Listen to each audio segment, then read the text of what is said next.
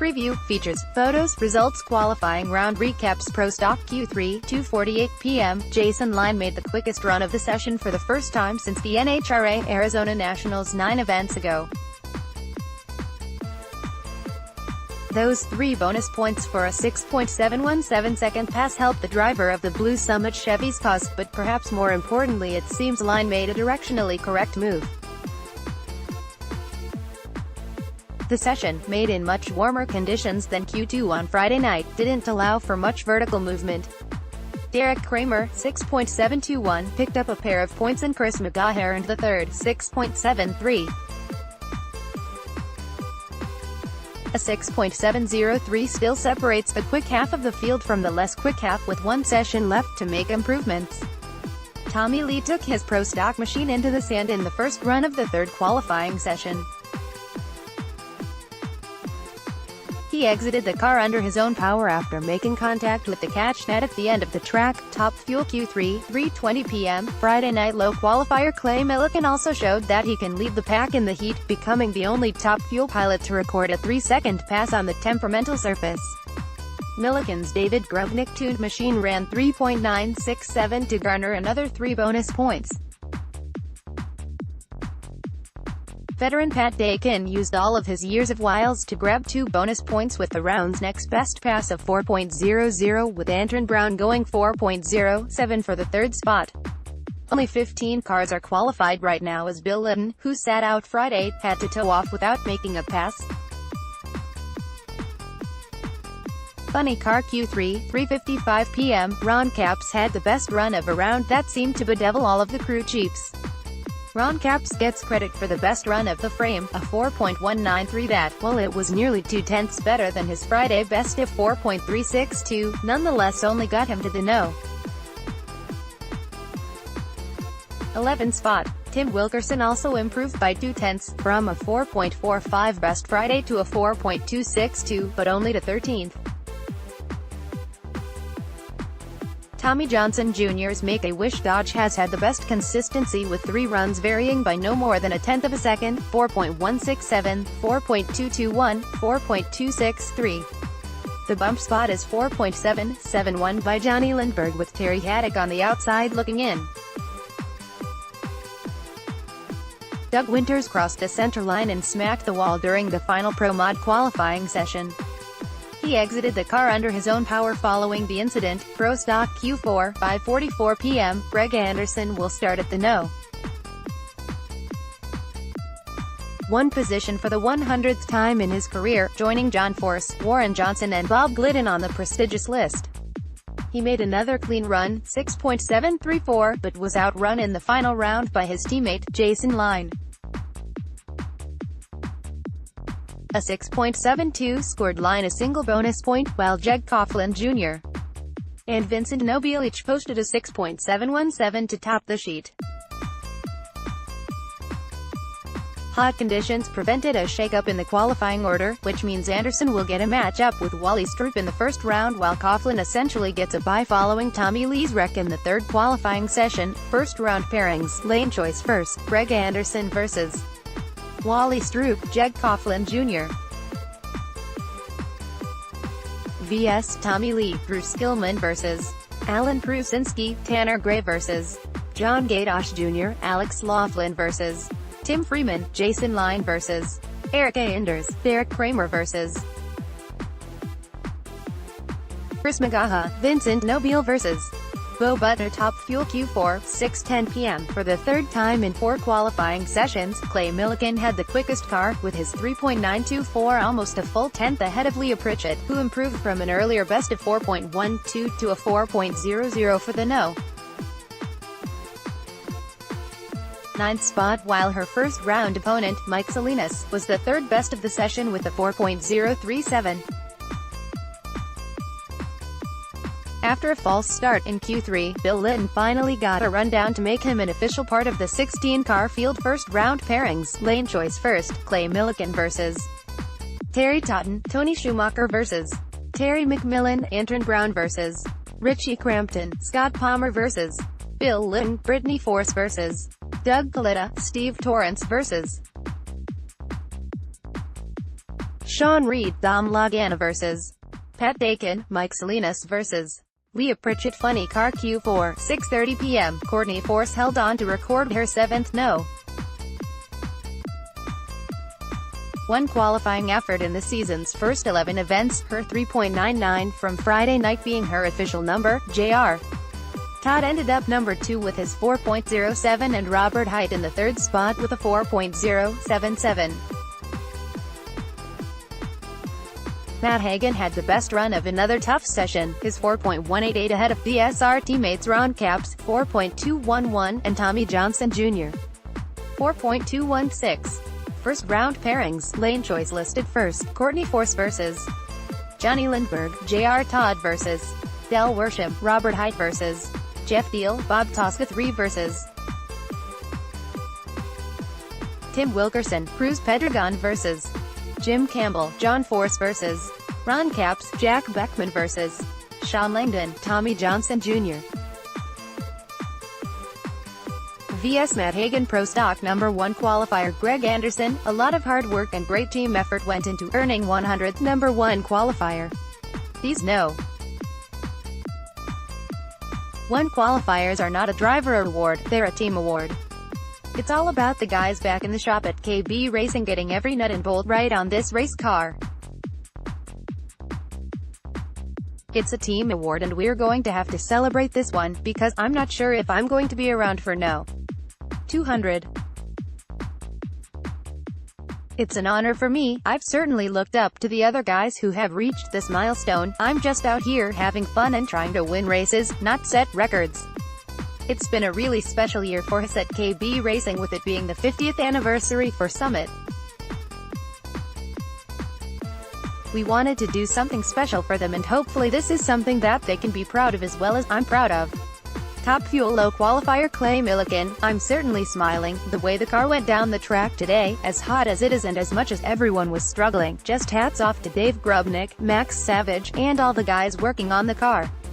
It's pretty incredible what they're doing right now. I'd love to have that tomorrow. It's so much fun to drive. We love this racetrack. It's by far my favorite place to race. The car is so good right now, no dropped cylinders until the end, no breakage. I'm having a blast, in case y'all hadn't noticed. I've had this level of confidence before. When you get in the race car and do your job and the crew doesn't mess up, you're going to win. We know that the other teams are testing. We know that Alan Johnson and Brittany Force are coming for us. They're not going to wait around for us, so we are still trying to push forward. Funny Car Low qualifier Courtney Force. It's been a great start to the season for our team. I'm really proud of my guys and we've got a good thing going. We are just trying to keep our focus and keep our heads on straight round by round. We've had some good wins and we're in the points lead right now, but everything resets right after Indy. We just want to learn a lot about this car because we've still got a long season to go. This weekend we had only one good run, in prime conditions, so it would be great to say we got all the bonus points, but we haven't had the consistent car like we've had the last few races. We're going to have to learn quick and learn from our runs yesterday and build from that. Some of the teams have figured out how to get down the track in the heat and we've struggled a little bit. I have the faith in my team, that they're smart enough to get it done. Saturday recap. Greg Anderson secures 100th number 1 qualifier, C-Force, Millican claim poles. Features the only defending Mellow Yellow World Champion with more than one win is Deric Kr. So, it's a stretch to say Brittany Force has struggled during her inaugural title defense. The winner of the 2018 NHRA Spring Nationals dealt with more adversity than most, following a devastating crash at the season-opening Lucas Oil NHRA Winter Nationals. Still, with great success comes great expectations. This race car has been so good in qualifying, said Force. We just need to get some things to go our way on race day. I know we have a team that can win races and win championships. We have proven that. You look at all the drivers in Top Fuel right now and most of them are little hit and miss on race day. There are a lot of really good top fuel teams out here, and that is great news for our fans. The Advance Auto Parts Monster Energy Dragster 4 Strives boasts an average elapsed time of 3.775 seconds and gets down the track quicker than 3.9 seconds 55.4% of the time.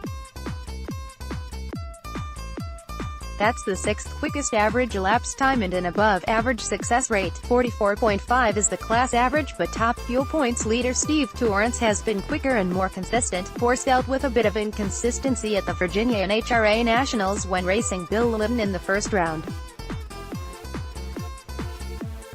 Her dragster lost traction at about half-track, and while the racer got back into the throttle, it proved to be too late. Pedaling these race cars is all about letting them settle down and being patient enough to wait before getting back on the throttle. I was able to get it under control again and get it going again, but we just ran out of racetrack, said Force. We were looking to try and get the best opportunity to give us lane choice for the next run. I think we just pushed it too hard and blew the tires off it. Force enters the Fitzgerald USA NHRA Nationals in 8th place, 309 points behind Torrence. She's just 12 points behind Antron Brown, who sits in 6th place. Anyone who was at Bristol Dragway last Sunday won't soon forget Clay Millican's emotional win in his home state, crying on the stage with the fans joining him in a sing-along to "Rocky Top," one of Tennessee's official state songs. Millican's return to Bristol, the first time he's been a defending champ at an NHRA event, has been almost as emotional already. "It's been a lot of fun. It's been very busy," he said. "I've done a lot of local radio and TV, and it's fun because not a single person has asked me about my accent and where I am from, and they understand what I say. The only pressure to repeat is what I'm putting on myself because of what this race means to me and wife, Donna, and the whole family. Last year was such an emotional win with the way it all played out. The fans have been coming by. There's been so many people at my pit area. I feel a little like John Force, the majority of them saying they cried with them and sang Rocky Top with you and we want to do it again. Why you can't do nothing but smile when so many people are telling you that. I guess it wasn't just a big deal to me, it was a big deal to the fans as well.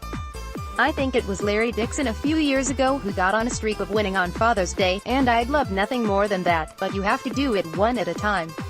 NHRA drag racing fans are getting another dose of Dom Lagana at the Fitzgerald USA NHRA Thunder Valley Nationals. While the NHRA Tour is amid a 4-race swing, Lagana is in the middle of a swing of his own, getting into the driver's seat instead of only tuning as he usually does. He and Cat Spot Top Fuel teammate Scott Palmer made similar runs in the second session, 3.863 for Palmer, 3.886 for Lagana. After securing bonus points in the first, "We were pretty happy," said Lagana. "We've been battling the car on the early part of the track and we're sneaking up on it. Still really slow early and then has a good back half. We were shooting for the 3.80s, a 3.85 to 89, so we pretty much got it.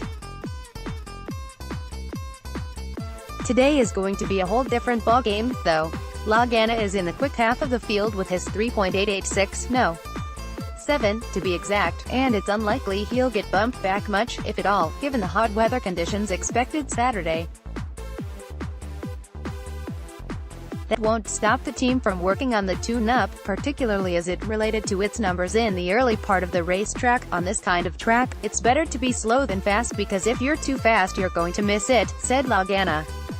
"We're picking at it a little bit and we're just trying to dial in our hot weather tune-up."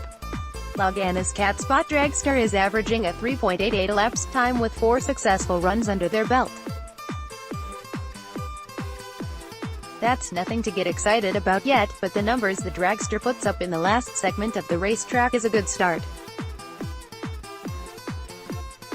If nothing else, Lagana is gaining confidence driving at multiple events in a row. That can only be bad news for the rest of the class. "It's tough when you're out of the seat for a while," said Lagana.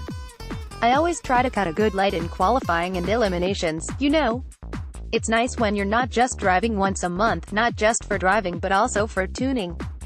When you just ran last week, you're more in tune with the car than if you had the whole winter off or something. Matt Hagan remembers seeing his first nitro car. It was at Bristol Dragway in the mid-1990s. I remember I was like, what the hell was that? It numbed my whole body. It was intense, he recalled. So, to be able to grow up here and to race here is definitely special to me. Even more special was the time that he left Bristol Dragway with the Wally Trophy after beating Ron Capps in the 2015 final. This is one of the most special races I've ever won, he proclaims. Quote, I wanted to win it for a long time because this is my hometown event. Hagan lives in Christiansburg, VA, just 2 hours away. People talk about winning Indy and how big and great it is, but broke down and cried like a little girl when I won here because it was Father's Day and I had my kids here, my dad here, my family here. It's definitely a trophy you put on the mantle and look back and remember how special it was. Ron Capps loves the history of our sport, so a trip to Bristol Dragway, which began hosting NHRA national events back in 1965, is always eager to return to Thunder Valley. It has history, it's got ghosts, it's got all the cool stuff that made it what it was, he said. Growing up I read all about this place. History of this track goes way back, and to drive for the Snake, Don Prudhomme, and Don Schumacher and have crew chiefs like Roland Leong and Ace, Ed McCulloch, and Rand Tobler, I've been blessed to have been surrounded by these heroes and to hear these stories, this folklore that you've read about, and to sit around and have a beer with them and hear the real, unedited stories. I always say that I feel that I was born 18 or 19 years too late because I think I would have fit right in match racing 3 or 4 times a week. Sometimes have dreams that I'm back in those times. Match racing, jungle gym, Liberman. I love the history, it just gives me good mojo. NHRA's new track prep has caused some issues, especially among the sport's higher-powered cars, and that certainly includes the Auto Club Chevy of Robert Hight and crew chief Jimmy Prock, who broke E.T. and speed records everywhere last year. They have just one victory this year, 2 weeks ago in Chicago, and sit third in points but a massive 191 points behind his teammate, Courtney Force, who has won 4 times this season. The biggest problem we seem to be having on Sundays is getting a good read on the track prep, he said. We have 2 guys who take readings along the track before the first round of Top Fuel, but we found that by the time all of the dragsters run in, the time and pair that we run in funny car can be 20 to 30 minutes, and the track has changed from all the cars running ahead of us. Before this season it wasn't really an issue for us, but we found it to be pretty tricky this year. The spray just seems to go away because it has alcohol in it, and it just seems to break down before we run. Plus, every track is different, with their own personalities. I think all of that needs to be considered with how we prep the track. The team had hoped to stay and test at Virginia Motorsports Park after last weekend's event, but rain scotched those plans. Hight has won before at Bristol Dragway, on Father's Day weekend in 2011, outrunning Ron Capps, Mike Neff, Jeff Arend and Jack Beckman for the win. That day he raced to victory as the number 6 qualifier. Surprisingly, Hight has never qualified won at Bristol Dragway but has started race day from one of the top 4 spots 4 times since 2005. During the race weekend, Hight is hosting pitmaster Malcolm Reed, who stars in a popular YouTube series called How to Barbecue Right. Reed is barbecuing for the Auto Club team and Hight's personal guests. Hight's not bad around the grill either, regularly feeding family and friends with his Traeger grill. Tanner Gray owns a pair of 2018 Pro Stock Wallies, but the Gray Motorsports, Valvoline team still sees plenty of room for improvement in its Chevy Camaro. The second-year racer averages an elapsed time of 6.594 seconds, just a couple kicks better than the class average, 6.596.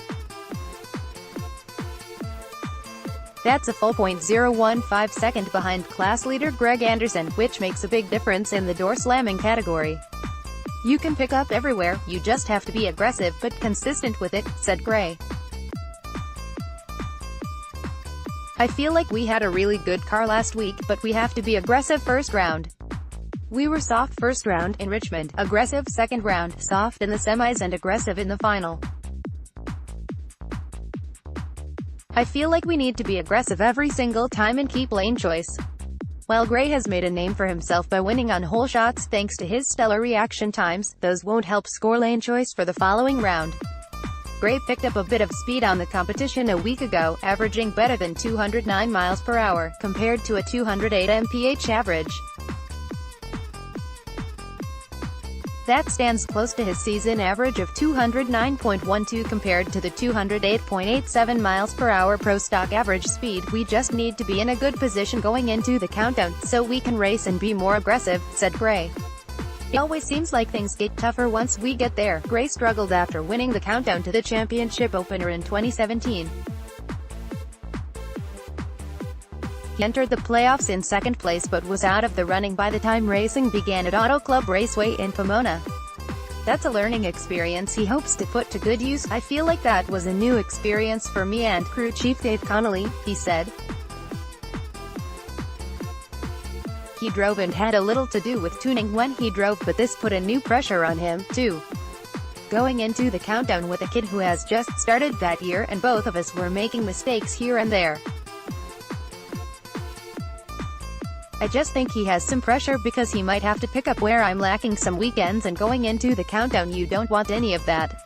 Sitting in third place with a pair of Wallies with 8 races to go until the countdown begins, it seems the Gray Motorsports team is on the right path. Greg Anderson and the Summit Racing team figured something out better than anyone else last night.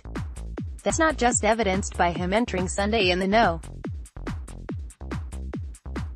Position, though. Yeah, that helps. A deeper dig into the numbers reveals how well his Camaro managed the first 60 feet of the racetrack. The first session of Pro Stock was filled with some of the worst 60-foot numbers of the season as teams were cautious with their initial setup. That changed in the second session, at least for some teams. While a handful of cars made a move into the 98s, an average 60-foot time in Pro Stock is .997, nobody did better than Anderson. His .981 not only bested the field, it stood out as a high water mark against his own average .987. Teams were understandably conservative given the conditions, but Anderson and company proved there's more in the track, at least early. This track just provides a different challenge than what we're used to, said Anderson. That's not a bad thing, it's just a new challenge and that's kind of how we want to look at it. We tested here a couple of weeks ago and worked on our suspension. That suspension comes in handy down track more than it does at the starting lines. Nobody posted killer incrementals outside of the 60-foot block, but Anderson led the field down the strip as he has for most of the season. The conditions will only be hotter on Saturday and won't change much on Sunday, so if there's one thing working in the Summit team's favor it's that they're already ahead of a curve that won't change much. Chris McGaha started the season as one of the best cars in the Pro Stock paddock, but the Texan struggled entering the Virginia NHRA Nationals. McGaha got closer to where he wants to be in Richmond. He reached the semifinals in his Harlow Sammons Chevy Camaro and fell to Eric Anders but made progress. We did suck at the last 2 races before Richmond, just stunk it up in both Topeka and Chicago, said McGaha. We actually stunk it up during the first round of qualifying in Richmond, too. We made so many changes that we eventually had to stop and think about how we had changed so we could change it back. 2 places you don't want to get lost: the woods near Burkittsville, Maryland, and when you're tuning a Pro Stock engine.